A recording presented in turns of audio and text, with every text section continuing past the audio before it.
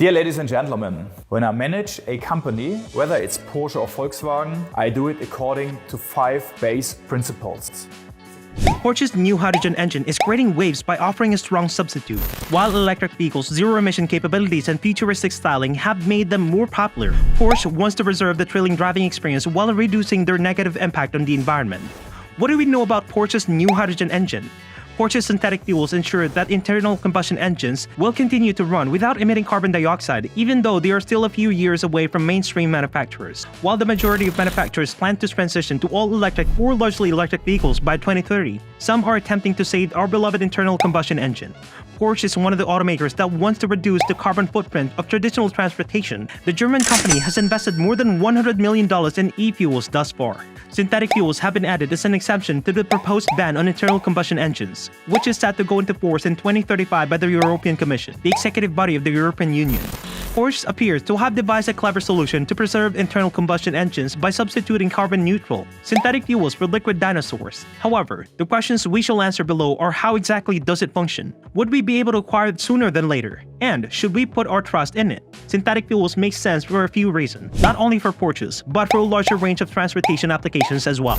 Porsche claims that the cost of making electric vehicles is more than that of combustion-powered vehicles, in that it will take too long to convert its whole lineup with electric power. Another strategy to quicken the decarbonization of the brand's lineup is to use e-fuels. In addition, Porsche's flagship model, the 911, has a cult following and is amongst the most admired sports vehicles ever produced. Leaving the rear-engine model combustion-powered is one method to preserve the tradition that fans and owners of the model, whether air-cooled or water-cooled, take such great pride in. Furthermore, the Porsche 911 is presently the most successful EV produced by the heritage carmaker, accounting for 13% of brand sales, higher than the 11% of the Porsche Taycan. Transportation by air and sea is another application for e-fuels. Electricity is currently showing promise as a fossil fuel substitute in the automobile industry, but it wouldn't function nearly as well in maritime and aviation applications. In these applications, battery electric propulsion performs less than optimally, mostly because of the weight of the ships and aircraft. That being said, although they won't totally replace electricity, synthetic fuels appear to be a more adaptable option than electric propulsion. How does e-fuel from Porsche operate? Donut Media recently visited Porsche's synthetic fuel refinery in Punta Arenas, Chile, to learn more about the ins and outs of the company's fuel. The location was chosen for a legitimate reason, but it is too far away for any kind of distribution to be financially feasible. Porsche used a lot of wind to produce a synthetic fuel, and this portion of Chile has some of the world's highest wind speeds. One of the key components of gasoline is hydrocarbons. It is mostly composed of carbon and hydrogen, as the name implies, and crude oil is a great source of it, but those two components can also be obtained in another method. Porsche's factory in Chile was designed expressly to bond hydrogen from water and carbon dioxide from the air to make hydrocarbons in a way that is far more environmentally friendly. Essentially, the main ingredients in Porsche's e-fuel are air and water. By passing a steady electric current through water, a process known as electrolysis can be used to obtain hydrogen. This process separates the hydrogen in a negative pole and releases oxygen into the atmosphere. A direct air capture device is used to capture carbon dioxide. To put it simply, it's a stack of turbine that draws air through a large number of hot filters that are filled with solvents that absorbs carbon dioxide. Essentially, concentrated carbon dioxide is trapped during the intake of unclean air and the subsequent extraction of clean air. Porsche has achieved poetic brilliance by figuring out how to turn the toxic particles that internal combustion engines emit into fuel that is good for the environment. Methanol synthesis is carried out by combining carbon dioxide CO2 and hydrogen gas H2 in a different unique apparatus. The end product is methanol. But to create a synthetic gasoline blend made up of both heavy and light gasoline, it must undergo one more synthesis that involves heat and vaporization. The most intriguing aspect is that Porsche's synthetic blend doesn't pollute even though it has the same molecular structure as regular gasoline. A Porsche Panamera Sports Turismo Turbo S filled with 10.56 US gallons of synthetic gasoline drives and sound exactly the same as it would if you were running in regular gasoline, according to a test drive conducted by Donut Media. How effective is e-fuel for Porsche? To investigate the production process in order to provide an answer to that inquiry, the logistics are not fully arranged at this time. Porsche's sole e-fuel manufacturing facility is in Chile, and even that facility isn't fully operational yet, so getting the synthetic fuel to the largest markets will be costly and currently done through transportation, which primarily uses fossil fuels. The use of wind energy in the production process is a major contributor to the environmental friendliness of the e-fuel production.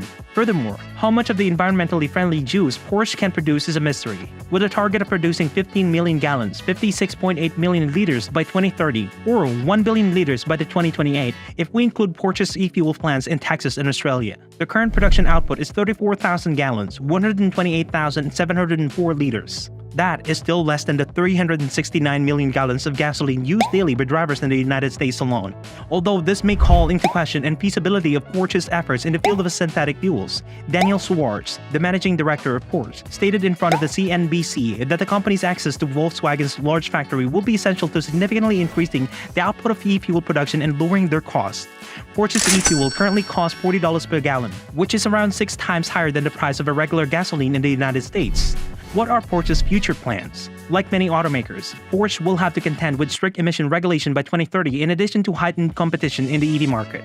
The Porsche Taycan, the company's first entirely electric vehicle, was introduced in 2019. Even though it's been a huge success, the Porsche EV is still the only one available for purchase. Porsche also offers a selection of plug-in hybrids, but more fully electric vehicles may be required in the future due to regulations governing combustion engines becoming more stringent. Porsche said at its annual press conference earlier this year that it plans to introduce at least 4 new electric vehicles by the end of the decade as part of the grand entrance into the EV market. Oliver Blume, the CEO, made pronouncements that align with Porsche's ambitions when he disclosed the company's 2030 aspirations. It is anticipated that the sales of electric cars such as the plug-in hybrids or full electric vehicles will account for half of all new Porsche sales by 2025. By 2030, about 80% of the newly manufactured cars should have electric drives. It appears that creating brand new cars from the ground up won't be necessary in this electrified future. Porsche is concentrating on growing its crossover lineups and occasionally switching to electrified vehicles instead.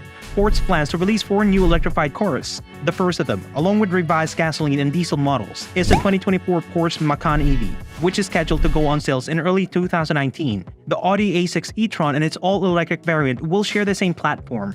Although the car's engine is still under wraps, Porsche promises that it will have a longer range than a Taycan, beginning in 2025. Porsche plans to convert the new 718 to a fully electric vehicle in addition to the Macan, as per the company's current promotional efforts. The 718 is said to be Porsche's inaugural electrified sports vehicle. Since 2019, Porsche has been developing electric prototypes of the 718, and the company has now officially announced its arrival.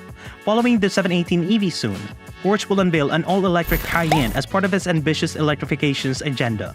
The electric crossover, which is anticipated in 2016, will use the same platform as the 2024 Macan EV. Porsche will still sell the Cayenne with an internal combustion engine, though unlike the 718, launched in 2023, a new third-generation model will come with 3 improved range plug-in hybrid vehicles. Together with these 3, Porsche has also revealed the existence of a flagship electric SUV that would replace the Cayenne and aid in its company's goal of selling 80% of EV vehicles by 2030. What do you think of the new plans made by Porsche? Do you believe Porsche can outperform other automakers to make a top spot in the market? Please leave a comment with your opinion on this. For more interesting stories and updates, subscribe to our channel and don't forget to press the bell icons for notification. Goodbye!